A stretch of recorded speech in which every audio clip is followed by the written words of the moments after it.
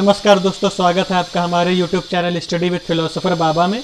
हमने फ़िलॉसफ़ी के लेक्चर की स्टार्टिंग कर दी थी। हमने इससे पहले फ़िलॉसफ़ी का बैकग्राउंड जाना था कि उसका बैकग्राउंड क्या है। हमने उसमें पढ़े थे 3 टर्मिनोलॉजी, जिसमें हमने पढ़ी थी ज्ञान मीमांसा,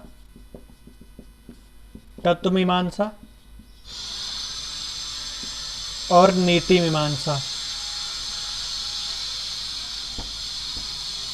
हमने इन तीनों के बारे में जानने के बाद हमने कितने दर्शन होते हैं, 9 दर्शन के बारे में पढ़ा था। और उसके बाद हमने पढ़ा था कि उनके प्रवर्तक कौन हैं। प्रवर्तक जानने के बाद हमने बुक्स के बारे में बात करी थी कि हमें कौन कौन सी बुक्स प्रेफर करना है, जिसमें से हमने शिरडी शर्मा और शोभा निगम की बात की थी। जिसको सरल भाषा पसंद हो वो शोभा निगम प्रेफर करे, जिसको आतंकवादी भाषा पसंद हो वो शिरडी शर्मा प्रीफर कर सकता है।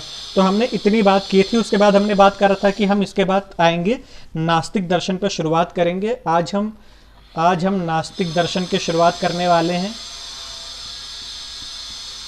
जिसमें से पहला दर्शन है चार्वाक दर्शन। आज हम चार्वाक दर्शन के बारे में बात करने वाले हैं। तो हम चार्वाक दर्शन में इसको 3 कैटेगरी में देखेंगे: चार्वाक की ज्ञान मीमांसा, चार्वाक की तत्व मीमांसा और चार्वाक की नीति मीमांसा।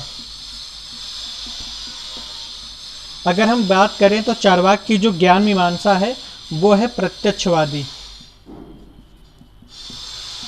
और तत्व मीमांसा की बात करें तो वो है भौतिकतावादी।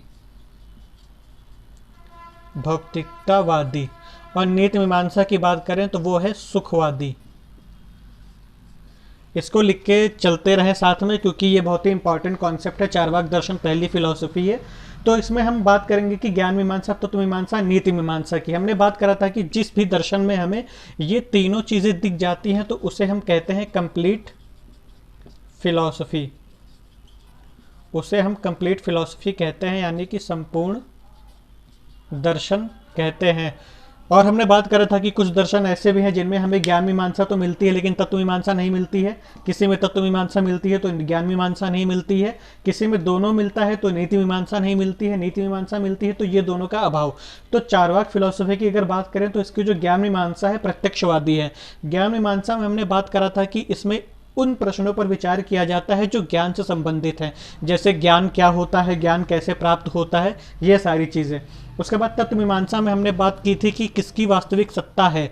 इसमें हम तत्व मीमांसा में पढ़ते हैं ईश्वर की वास्तविक सत्ता है या नहीं, और आत्मा की सत्ता है या नहीं है, या जगत की सत्ता है या नहीं, हम उस पर बात करते हैं। नीति मीमांसा में हम बात करते हैं 2 बातों पे कि जीवन का चरम लक्ष्य क्या है और जीवन का जो चरम लक्ष्य है उसको पाने के साधन क्या हो सकते हैं। तो हम बात करेंगे चार्वाक दर्शन के बारे में। तो चार्वाक की ज्ञान मीमांसा प्रत्यक्षवादी है, तत्व मीमांसा भौतिकतावादी है और नीति मीमांसा सुखवादी है। तो अब हम बात करते हैं कि चार्वाकों ने अपनी ज्ञान मीमांसा में किसको महत्व दिया है। तो चार्वाकों ने अपनी ज्ञान मीमांसा में प्रमाण मीमांसा को महत्व दिया है। प्रमाण मीमांसा को महत्व दिया है।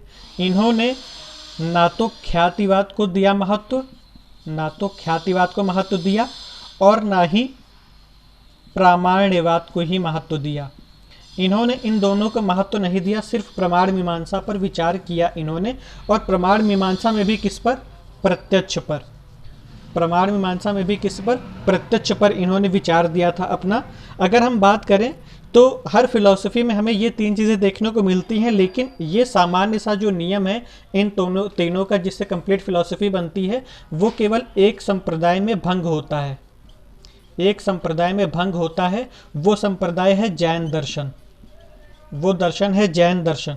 इन्होंने अपनी फिलॉसफी में सबसे पहले तत्व मीमांसा पर विचार किया है और उसके बाद ज्ञान मीमांसा, उसके बाद फिर नीति मीमांसा। तो ये एक इकलौती ऐसी फिलॉसफी है जैन दर्शन की जिन्होंने इस सामान्य से नियम को भंग किया है, जिसमें इन तीनों का हमें मिश्रण देखने को नहीं मिलता है। तो ये अब तक था चार्वाक दर्शन का बेसिक फंडामेंटल बैकग्राउंड। अब हम बात करते हैं चार्वाक फिलॉसफी के बारे में बेसिकली क्योंकि ये नास्तिक दर्शन है। नास्तिक का मतलब वो कि जो वेदों को प्रामाणिक नहीं मानता है, वो होता है नास्तिक दर्शन। नास्तिक दर्शन। तो अब हम बात करते हैं कि चार्वाक दर्शन किससे मिलकर बना है। तो कुछ लोगों का मानना है कि चार्वाक जो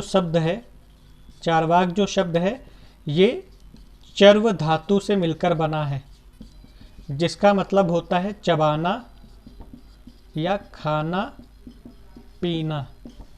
तो धातु का मतलब होता है यहाँ पर क्रिया। जैसे हम लोग अंग्रेजी में वर्ब के बारे में पढ़ते हैं कि वर्ब एक क्रिया होती है, जैसे कि स्लीपिंग, ईटिंग, वॉकिंग, ये सारी क्रियाएं होती हैं अंग्रेजी में। उसी तरह हिंदी में भी संस्कृत में धातु होती है जिसे हम क्रिया के रूप में देखते हैं। तो यहाँ पे चर्व शब्द लिखा है, तो चर्व का मतलब होता है चबाना, खाना पीना। तो चबाना मतलब क्या चबा गए ये लोग कुछ दार्शनिकों का मत है, कुछ विचारकों का मत है कि ये लोग नैतिकता को ही चबा गए। तो ये है पहला मतलब। दूसरा अर्थ है इसका, चारवाक शब्द चारु धन वाक शब्द से मिलकर बना होता है, जिसका मतलब होता है सुंदर वाणी। चूँकि इन्होंने अपने दर्शन में भौतिकवाद को ज़्यादा महत्व दिया है, तो ये आम लोगों के बस की चीज़ थी, ये लोगों के समझ में आती थी और लोग आसानी से इनकी बातों को समझ लेते थे, क्योंकि ये लोग इस लोक के बारे में बात करते थे। तो इसलिए इनकी फिलॉसफी को हम लोकायत दर्शन भी कहते हैं। लोकायत दर्शन का मतलब है कि इसी लोक को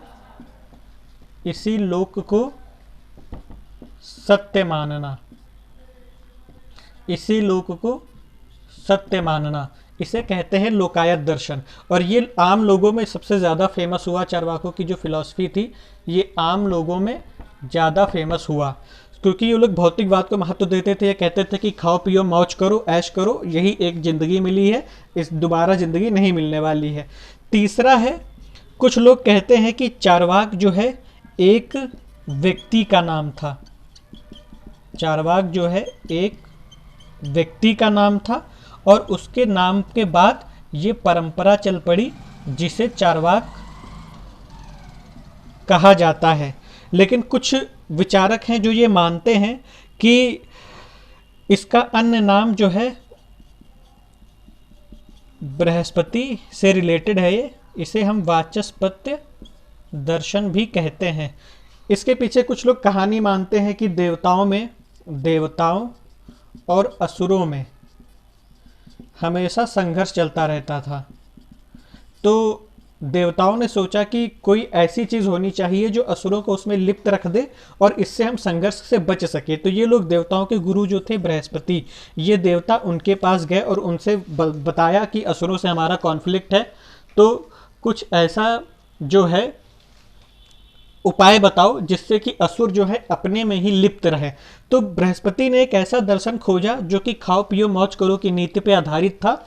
तो उन्होंने इस दर्शन को खोजा असुरों के लिए कि असुर जो हैं अपने इस फिलॉसफी पे काम करेंगे, वो लोग खाओ पियो मौज करो पे काम करेंगे, उनके पास दूसरी किसी चीज़ को सोचने के बारे में समय नहीं होगा, तो वो इस तरह से देवता इससे बचेंगे। तो ये फिलॉसफी असुरों के लिए दी गई थी बृहस्पति देव के द्वारा, ऐसा कुछ विद्वान मानते हैं। तो इसीलिए हम इसे वाचस्पत्य दर्शन भी कहते हैं।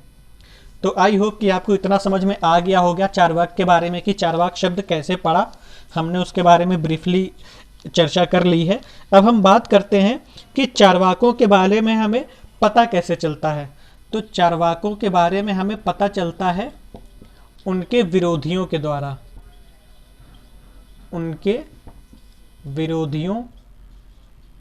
द्वारा, क्योंकि चार्वाक फिलॉसफी जो थी उस समय के ब्राह्मणवाद के खिलाफ थी। ब्राह्मणवाद मतलब कि ये लोग कर्म कांड को ज़्यादा महत्व देते थे। कर्म कांड में भी इन्होंने अपने आप को संतुष्ट करने के लिए बलि प्रथा चालू कर दी थी। तो ये लोग कहते थे कि बलि चढ़ाने से राजा को सीधे स्वर्ग की प्राप्ति होती थी। लेकिन चार्वाक ब्राह्मणों से कहते थे कि अगर किसी जानवर की बलि देने से वो स्वर्ग को प्राप्त होता है तो आप क्यों ना अपने माता पिता की बलि दे दो। अपने माता पिता की बलि दे दो, वो तो डायरेक्ट स्वर्ग चले जाएंगे। तो ये इन्होंने ब्राह्मणवाद के खिलाफ ये बोला। तो इनको इनके जो जितने भी ग्रंथ थे उस समय पे, वो ग्रंथ जलाकर फेंक दिए गए, जलाकर फेंक दिए गए, जलाकर फेंक दिए गए। जलाकर फेंकने के बाद हमें इनके बारे में कुछ पता नहीं चलता है कि इन्होंने वाकई में क्या कहा था। लेकिन इनके जो विरोधी थे, जैसे कि जैन, बौद्ध, न्याय, वैशेषिक, सांख्य, योग, मीमांसा, वेदांत, इन लोगों ने इनका जमकर विरोध किया। तो हम इनके विरोध के थ्रू ये आइडिया लगाने की कोशिश करते हैं कि चार्वाकों ने ऐसा कहा होगा, ऐसा कहा होगा। और जाहिर सी बात है कि अगर आपका कोई विरोधी है, अगर आप दो लोग हो, आपकी कोई बुराई करता है किसी तीसरे व्यक्ति से, तो जाहिर सी बात है, अगर आप एक एग्जाम्पल लेते हैं कि सपोज कीजिए आप दो दोस्त आपस में बात कर रहे हैं किसी तीसरे व्यक्ति के बारे में, तो आप जो दोस्त है आपका, वो जो तीसरे व्यक्ति के बारे में बता रहा है, वो आपको ये बता रहा है कि वो कितना बुरा इंसान है। तो आप उस इंसान के बारे में उसकी आलोचना के थ्रू जानने की कोशिश करेंगी कि जिस इंसान के बारे में बताया जा रहा है वो वाकई में कैसा है। तो ऐसा ही चार्वाकों के साथ हुआ। तो जो चार्वाकों के साथ हुआ, तो हम उस विरोधियों की आलोचना के थ्रू हम जानने की कोशिश करते हैं कि चार्वाकों ने एक्चुअल में क्या कहा होगा। और चार्वाक का एक ग्रंथ है जो है माधवकृत ग्रंथ है, जिसे सर्वदर्शन संग्रह कहते हैं। इसमें से हमें चार्वाकों के कुछ सूत्र मिलते हैं, चार्वाकों के कुछ सूत्र मिलते हैं, जिनके आधार पर हम चार्वाकों की फिलॉसफी को समझने की कोशिश करते हैं। लेकिन अगर चार्वाकों के बारे में बात किया जाए तो ये एक जाबाज, जिंदा दिल लोग थे। ये लोग कह सकते हैं या दार्शनिक कह सकते हैं। ये लोग अपनी ज़िंदगी को बहुत ही खुली तरीके से जीते थे, जो पॉसिबल हो सकता था ये वो काम करते थे। और जो आलोचक हैं वो कहते थे कि चार्वाकी जो थे वो विनम्र नहीं थे, वो विनम्र नहीं थे। तो हम लोग आलोचना से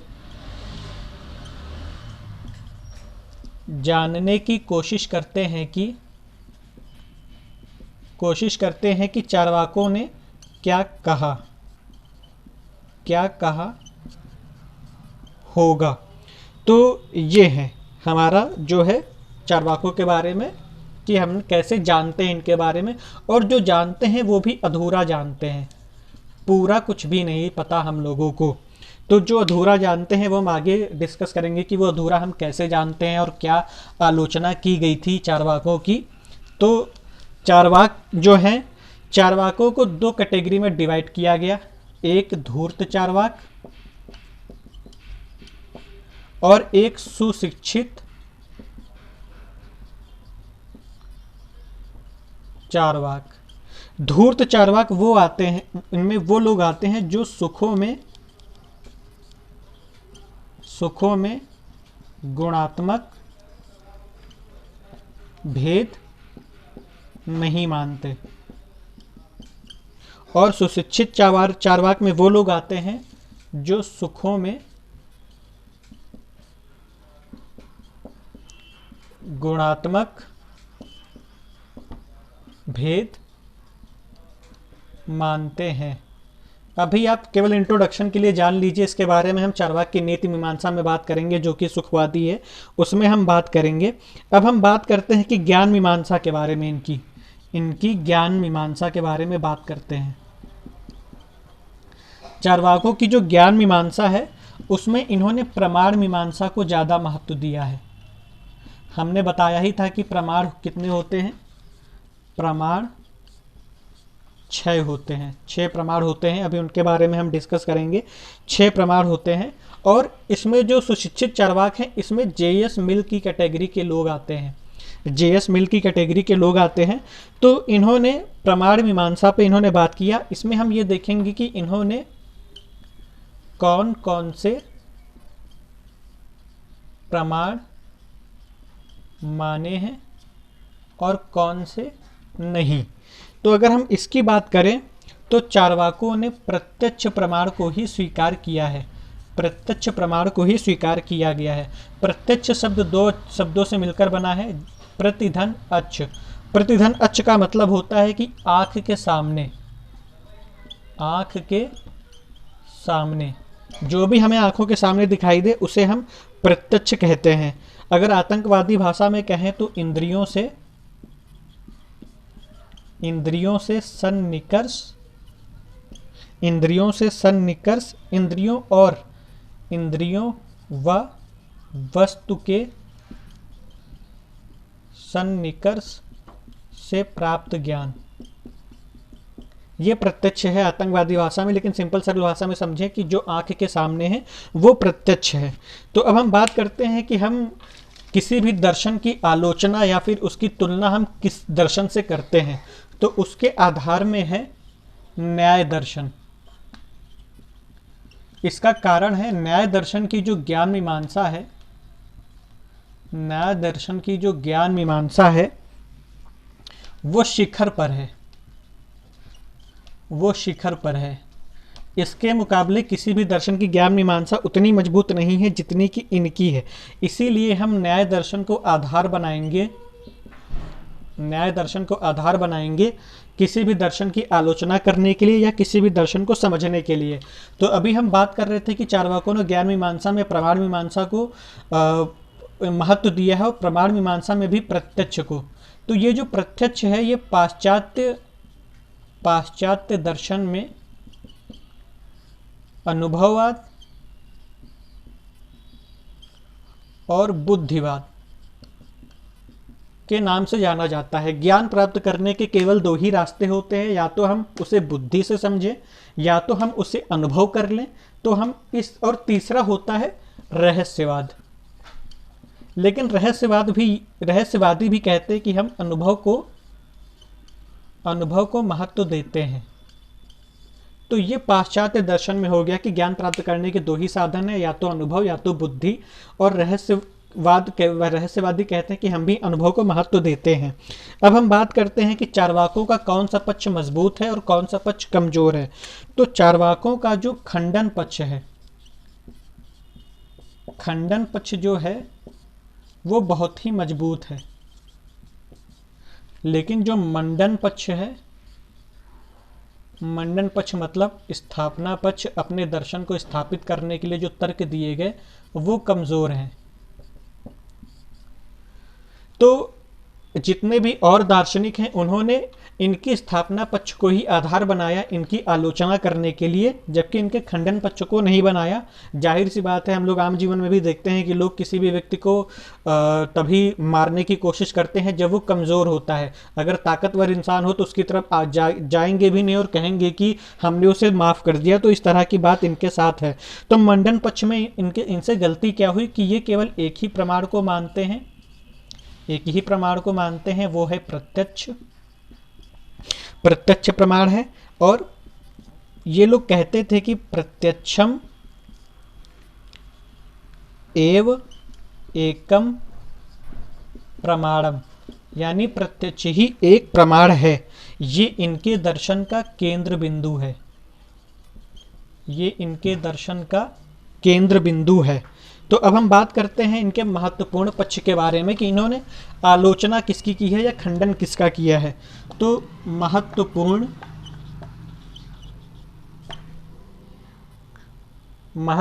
तथ्य की बात करें, महत्वपूर्ण तथ्य की बात करें तो इन्होंने 3 प्रमाणों का खंडन किया है। पहला अनुमान का खंडन, दूसरा शब्द प्रमाण का खंडन और तीसरा उपमान प्रमाण का खंडन। तो इन्होंने 3 प्रमाणों का खंडन किया है, अनुमान, शब्द प्रमाण, उपमान प्रमाण। इन तीनों में से इन्होंने 2 का सबसे महत्वपूर्ण तरीके से खंडन किया, अनुमान और शब्द का। और इन दोनों में भी सबसे ज़्यादा अगर खंडन किया है इन्होंने तो अनुमान प्रमाण का खंडन किया है। तो ये था इनके बारे में जो इन्होंने खंडन किया उसके बारे में। अब हम बात करते हैं कि भारत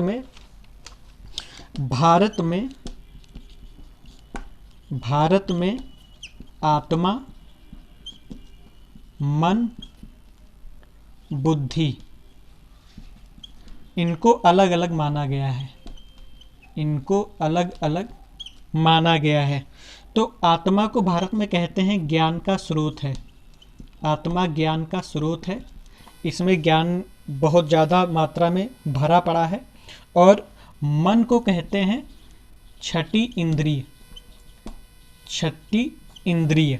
इसे हम एकमात्र आंतरिक इंद्रिय भी कहते हैं। इंद्रिय का मतलब होता है किसी चीज़ को जानना, किसी चीज़ को जानना, ये होता है इंद्रिय का मतलब। अब हम बात करते हैं इनके प्रमाण। ज्ञानेंद्रियाँ क्या होती हैं? हमारी पास 5 ज्ञानेंद्रियाँ होती हैं। ज्ञानेंद्रियाँ एक तरह की इनपुट डिवाइस होती हैं, एक तरह की इनपुट डिवाइस होती हैं। फिर इनकी प्रोसेसिंग होती है, इनकी प्रोसेसिंग होती है। कौन करता है? हमारा ब्रेन करता है, यानी कि हमारा दिमाग करता है। और उसके बाद फिर ये निर्णय लेता है, और निर्णय लेकर ये कर्मेंद्रियों को प्रोत्साहित करता है कर्म करने के लिए, कर्म करने के लिए। और यहाँ पर 5 ज्ञानेंद्रियाँ होती हैं और एक आंतरिक इंद्रिय होती है, एक आंतरिक इंद्रिय होती है चार्वाकों के पास। 5 ज्ञानेंद्रियाँ आँख, कान, नाक, त्वचा, जीभ, ये सारी चीज़ें। और एक आंतरिक इंद्रिय का मतलब हो गया हमारा मन। सपोज़ करिए कि आप यूनिवर्सिटी में पढ़ाई कर रहे हैं, और यूनिवर्सिटी में पढ़ाई करते हुए आपका लेक्चर ख़त्म हो गया और आप गार्डन में जाके बैठ गए, और गार्डन में आप बैठे हैं, कोई पीछे से आपके आया और आपके कानों में एक घास निकाली और आपके कान में डाल दिया। तो अब क्या होगा कि जैसे ही घास आपके कान में टच करी, तुरंत उस हमारी इंद्रियों ने इनपुट डिवाइस की तरह काम किया, वो सूचना प्रोसेस हुई, ब्रेन के पास गई, निर्णय लिया, और कर्मेंद्रिय को प्रोत्साहित किया कि आप पलट के उसको चट्टा मारें या जो भी करना है वो आप करें। तो ये होता है हमारी इंद्रियों का काम। तो अब हम बात करते हैं कि इनकी स्थापना पक्ष के बारे में, चार्वाकों के स्थापना पक्ष के बारे में। तो ये लोग स्वतंत्र प्रमाण मानते हैं, ये लोग स्वतंत्र प्रमाण मानते हैं प्रत्यक्ष को, ये लोग स्वतंत्र प्रमाण मानते हैं प्रत्यक्ष को अपनी स्थापना पक्ष में, अपने स्थापना पक्ष में। तो 2 तरह के इन्होंने प्रत्यक्ष माने हैं, बाह्य प्रत्यक्ष और अंतर प्रत्यक्ष। बाह्य प्रत्यक्ष में आती हैं इंद्रियां, और अंतर प्रत्यक्ष में आता है मन, यानी कि आंतरिक इंद्रिय। तो इन्होंने जिन प्रमाणों का खंडन किया, इन्होंने जिन प्रमाणों का खंडन किया, जाहिर सी बात है, जाहिर सी बात है उसे प्रत्यक्ष में अनुभव नहीं किया जा सकता। मतलब कि इन्होंने जिन प्रमाणों का खंडन किया, जाहिर सी बात है उसे प्रत्यक्ष में अनुभव नहीं किया जा सकता, इसीलिए इन्होंने बाकी प्रमाणों का खंडन किया। और इन्होंने ये भी कहा कि बाकी सभी प्रमाण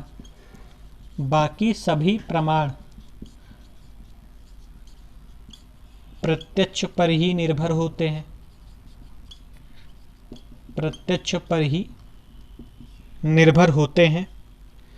और दर्शन की दुनिया में कोई प्रमाण ऐसा नहीं है जिसे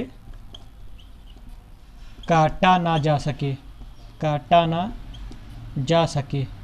मतलब कि दर्शन की दुनिया में कोई प्रमाण ऐसा नहीं है जिसे काटा ना जा सके, यानी कि वो अकाट्य हो।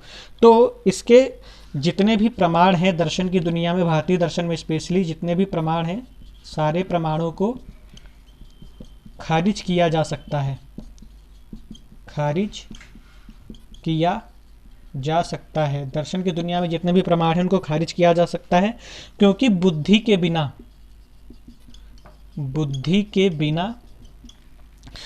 प्रत्यक्ष, बुद्धि के बिना प्रत्यक्ष प्रमाण का अनुभव नहीं किया जा सकता। बुद्धि के बिना प्रत्यक्ष प्रमाण का अनुभव नहीं किया जा सकता है, इसलिए इसे भी खारिज किया जा सकता है, इसलिए इसे भी खारिज किया जा सकता है। एग्जाम्पल के लिए हम लेते हैं शेर का एग्जाम्पल। मान के चलो आप कहीं जंगल में गए या कहीं आप भटक गए, तो वहाँ पे आपने देखा शेर, तो उस पर प्रकाश की किरण पड़ी, आपकी आँखों ने देखा, इंद्रिय यानी आँख ने आपकी देखा, इसने सूचना जो है प्रोसेस करी, ब्रेन को भेजी, ब्रेन ने निर्णय दिया कि ये शेर है। ब्रेन निर्णय कैसे देगा? अपने अनुभवों के आधार पर बुद्धि को लगाकर। तो ब्रेन ने निर्णय लिया कि शेर है। अब जब आपको निर्णय पता चल गया कि शेर है, तो आउटकम क्या होगा कि भाग जाओ, वहां से भाग जाओ। तो ये हमारा जो है खंडन है प्रत्यक्ष प्रमाण का, कि प्रत्यक्ष प्रमाण का खंडन कैसे किया जा सकता है। इतना नोट डाउन कर लीजिए, क्योंकि ये इम्पॉर्टेंट है, ये जानना कि खंडन कैसे हुआ। अब क्या है, प्रत्यक्ष में इंद्रियों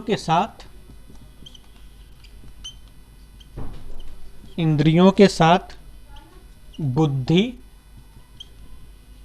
भी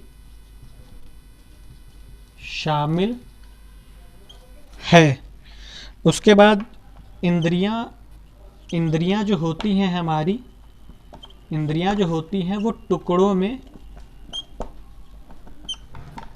ज्ञान प्राप्त करती हैं, टुकड़ों में ज्ञान प्राप्त करती हैं,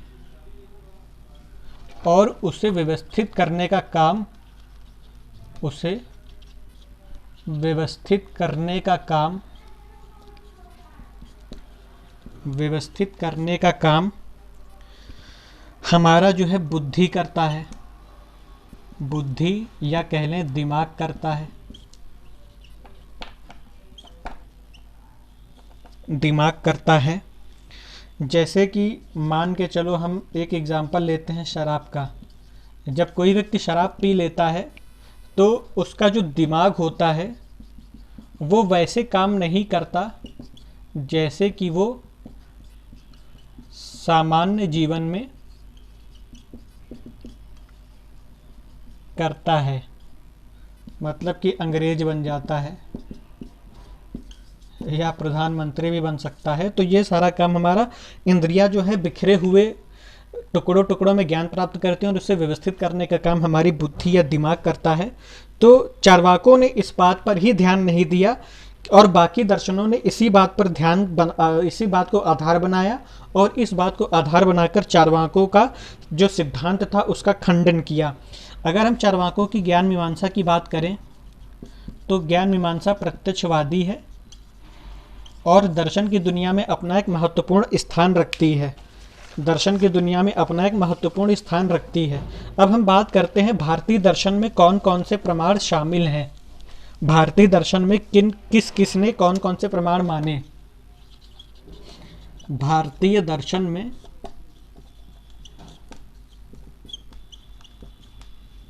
किस ने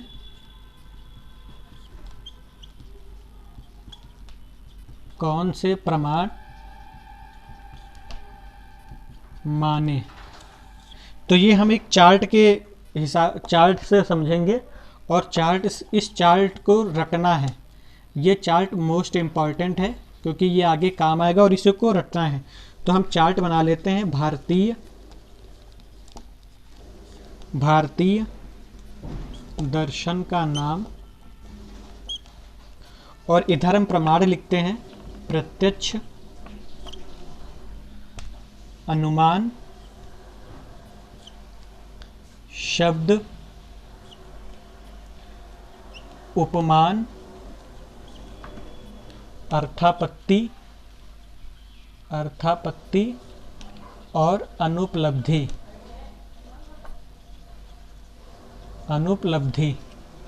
तो हम दर्शन के नाम लिख लेते हैं चार्वाक, बौद्ध, वैशेषिक, जैन, सांख्य, योग, वैष्णव वेदांत, जैमिनी मीमांसा, उसके बाद न्याय, उसके बाद प्रभाकर मीमांसा,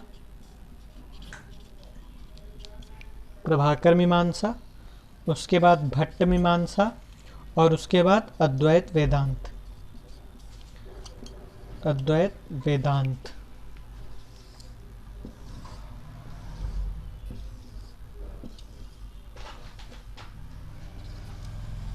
ये चार्ट बहुत ही ज़रूरी है, इसे रटना है आप लोगों को, क्योंकि इस चार्ट के बिना काम नहीं होगा। और आगे भी ऐसे ही चार्ट आपको बनवाए जाएंगे जिससे कि आपको फ़िलॉसफ़ी पूरी समझ में आ जाए। यहाँ तक किसी को कोई दिक्कत नहीं होनी चाहिए, क्योंकि बहुत ही सरल भाषा में समझाया जा रहा है। अब हम बात करते हैं, चार्वाकों ने एक ही प्रमाण माना, बाकी प्रमाणों को खारिज कर दिया। बौद्ध ने 2 प्रमाण माने, बाकी को खारिज कर दिया। वैशेषिक ने भी 2 प्रमाण माने, बाकी को खारिज कर दिया। जैन ने 3 प्रमाण माने, 3 को खारिज कर दिया। सांख्य ने 3 प्रमाण माने, बाकी को खारिज कर दिया। उसके बाद योग ने 3 प्रमाण माने, बाकी को खारिज कर दिया। उसके बाद वैष्णव वेदांत ने भी 3 प्रमाण माने, बाकी को खारिज कर दिया। जैमिनी मीमांसा ने भी 3 प्रमाण माने, बाकी को खारिज कर दिया। न्याय वालों ने 4 प्रमाण माने, बाकी 2 को खारिज कर दिया। प्रभाकर मीमांसा ने 5 प्रमाण माने, 1 को खारिज कर दिया। और भट्ट मीमांसा ने पूरे 6 प्रमाणों को माना है। अद्वैत वेदांत ने भी पूरे 6 प्रमाणों को माना है। तो ये हमारा चार्ट है जिसको समझना जरूरी है, और इसको नोट डाउन कर लीजिए क्योंकि ये बहुत ही इंपॉर्टेंट है। अब हम बात करते हैं भारतीय दर्शन का नाम, प्रत्यक्ष प्रमाण, अनुमान प्रमाण, शब्द प्रमाण, उपमान प्रमाण, अर्थापत्ति, अनुपलब्धि। ये 6 प्रमाण हैं हमारे पास। दर्शन चार्वाक, बौद्ध, वैशेषिक, जैन, सांख्य, योग, वैष्णव वेदांत, जैमिनी मीमांसा, न्याय, प्रभाकर मीमांसा, भट्ट मीमांसा, अद्वैत वेदांत। चार्वाकों ने एक प्रमाण को माना, वो है प्रत्यक्ष, अनुमान, शब्द, उपमान, अर्थापत्ति, अनुपलब्धि को खारिज किया। बौद्ध ने 2 प्रमाण माना, प्रत्यक्ष और अनुमान को, बाकी शब्द, उपमान, अर्थापत्ति, अनुपलब्धि को खारिज किया। वैशेषिक ने भी 2 प्रमाण माना, प्रत्यक्ष और अनुमान, बाकी 4 को खारिज किया। जैन ने 3 प्रमाणों को मानना, प्रत्यक्ष, अनुमान, शब्द, बाकी 3 खारिज किए। सांख्य ने भी 3 प्रमाण माना, प्रत्यक्ष, अनुमान, शब्द, बाकी 3 खारिज किए। योग ने भी 3 प्रमाण माना, प्रत्यक्ष, अनुमान, शब्द, बाकी खारिज किया। वैष्णव वेदांत ने भी 3 प्रमाण माना, प्रत्यक्ष, अनुमान, शब्द, बाकी को खारिज किया। जैमिनी मीमांसा ने भी 3 प्रमाण माना, प्रत्यक्ष, अनुमान, शब्द, बाकी 3 खारिज किए। न्याय ने 4 प्रमाण माना, प्रत्यक्ष, अनुमान, शब्द, उपमान, बाकी 2 को खारिज किया, वो है अर्थापत्ति, अनुपलब्धि। प्रभाकर मीमांसा ने प्रत्यक्ष, अनुमान, शब्द, उपमान, अर्थापत्ति 5 प्रमाणों को माना और अनुपलब्धि को नहीं माना। भट्ट ने पूरे 6 प्रमाणों को माना और अद्वैत वेदांत ने पूरे 6 प्रमाणों को माना। तो आप इसे नोट डाउन कर लीजिए इन 6 प्रमाणों को, क्योंकि ये टेबल याद करना बहुत जरूरी है। ये टेबल आप सभी नोट डाउन कर लीजिए, क्योंकि इस टेबल के बिना काम चलने वाला नहीं है। तो ये टेबल मोस्ट इम्पॉर्टेंट है। तो इस टेबल को आप लिख लीजिए। इसको याद करना बहुत ज़्यादा ज़रूरी है, क्योंकि आगे दर्शन में हम इन्हीं प्रमाणों को पढ़ने वाले हैं और भारतीय दर्शन जितने भी आएंगे हम उसमें सबको पढ़ने वाले हैं, इन्हीं सारे प्रमाणों के बारे में। तो ये टेबल आप नोट डाउन कर लीजिए, क्योंकि ये टेबल याद करना बहुत ज़्यादा ज़रूरी है।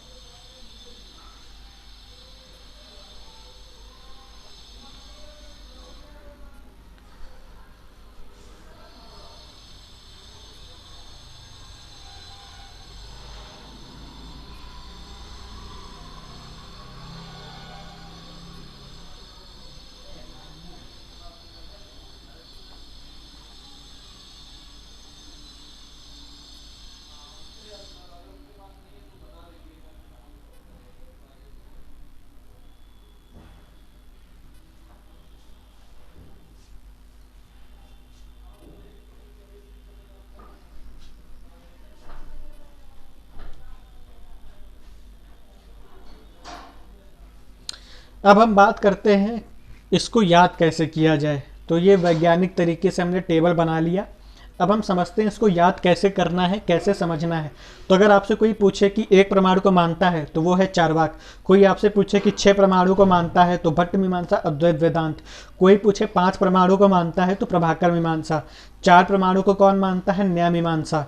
और 3 परमाणु को कौन मानता है, 3 परमाणु को कौन मानता है, जैन, सांख्य, योग, वैष्णव वेदांत और जैमिनी मीमांसा। ये 3 परमाणु को मानते हैं।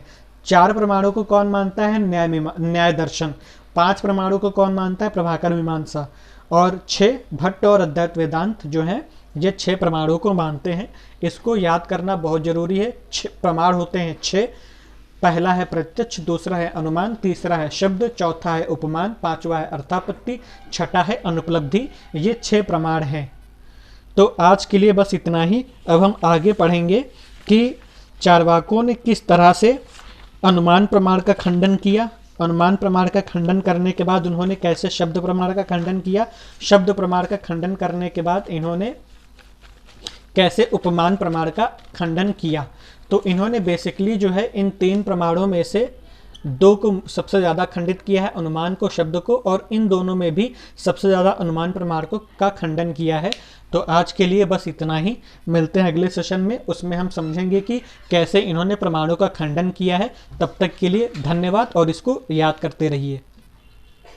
और चैनल को सब्सक्राइब कर दीजिए अगर आपको हमारे पढ़ाने का तरीका अच्छा लग रहा है। ये यूपीएससी ऑप्शनल और नेट जेआरएफ की तैयारी करने वालों के लिए बहुत ही इम्पॉर्टेंट लेक्चर है। तो थैंक यू सो मच।